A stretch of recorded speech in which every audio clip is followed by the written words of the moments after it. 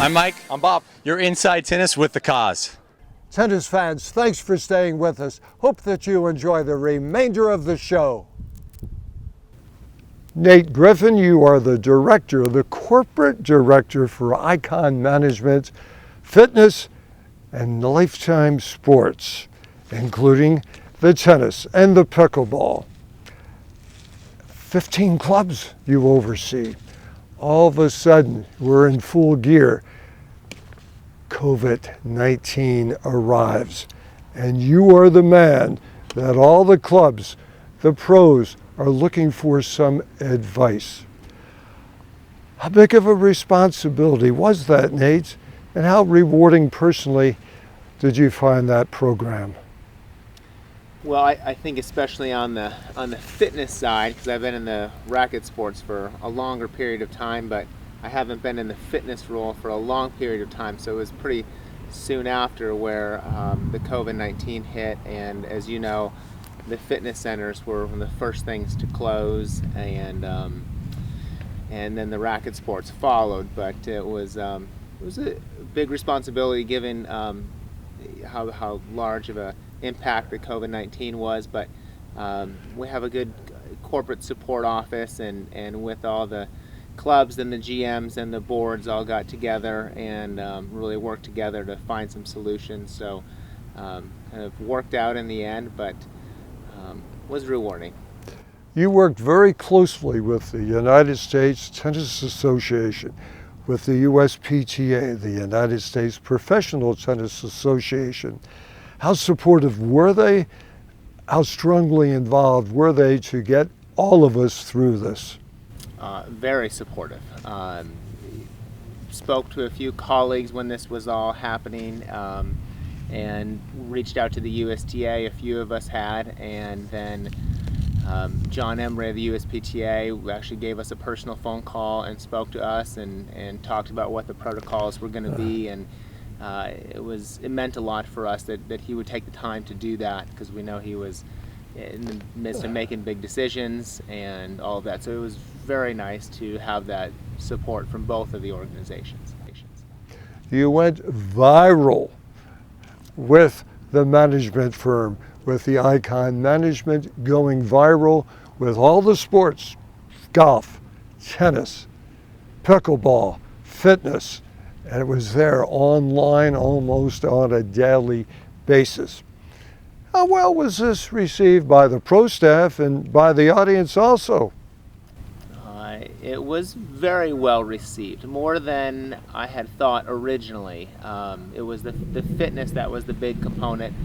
In the beginning, they were the first to close, so as you know, there is a lot of fitness material already out there that's done professionally, so we had all of our fitness directors put things together and get a virtual Facebook page, and it was nice to see the support coming from the clubs and the members, because they really wanted to see what their own professionals were doing. Tennis and pickleball followed suit. During this pandemic, what was tennis adding to the lives of people getting into the game and going out playing? So as you know, on the mental health and on the physical side, the racket sports, the fitness is so crucial for everybody, and it was a quick lockdown, and so a lot of us closed the tennis courts down at some of the clubs altogether, and some went to singles only, but it was very important for people to get out of the house in a safe way, to be socially distant and physically distant, and to get their exercise and find a way to play tennis, and for sure without trying to touch the tennis ball. So that added another dynamic, but it was very rewarding for all those people to get out there and be able to do that, for sure. You stayed very personally involved with your staff on a daily basis, 2 or 3 emails a day, getting feedback, getting input. What did you learn from the staff who was almost as involved as you were into this recovery? Learned a lot from the staff. Everybody has a different perspective and a different personal situation that they're coming from with families and friends in different geographical areas and all of that. So was able to get some things for the whole group collectively from some individuals that I would not have come up with on it myself. Well, some very fine minds in the organization, no doubt about that, Nate. You mentioned singles first. Most of the players at the clubs and the organizations, the social players, are playing doubles. So what do these doubles players get out of their playing singles? Yeah, so that was quite interesting. Some of them used to play singles in their entry to the game, and so it was just a matter of getting the willpower to go out and play singles and get creative with it. Some chose to do more cross court, some One-on-one doubles? One-on-one doubles, some down the line doubles, and getting back to drilling a little bit and practicing. It was really nice to see that they would go out for the improvement side of it or the fitness side of it, but also got out of competition a little bit and maybe enjoyed the game in a different way that they hadn't in a while. So it was nice to see. COVID-19 brings families together.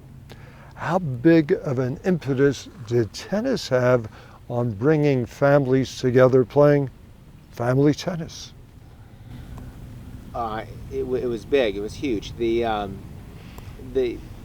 families that do play tennis together, or at least have a couple in the family, had a real nice advantage, because when we went on the lockdown, we also said, or the organization said, only to play with family members or somebody that's in a close circle. So it was a nice bonding time, I think, for the families to get out. And for my own family as well, we were able to get out a few times. My wife plays and the kids play. Allie's a fine player.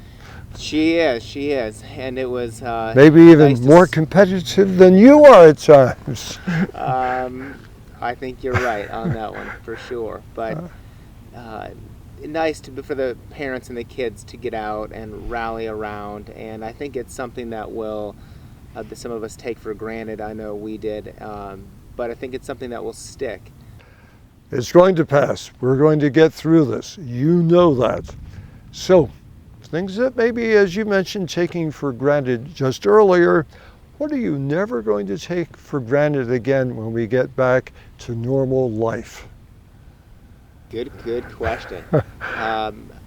So I think your health, right? I think you only have one. You only have the organs once, and the mind and the muscles and so for everybody to really think about that, and I think some people will, hopefully myself and everybody, will build better habits.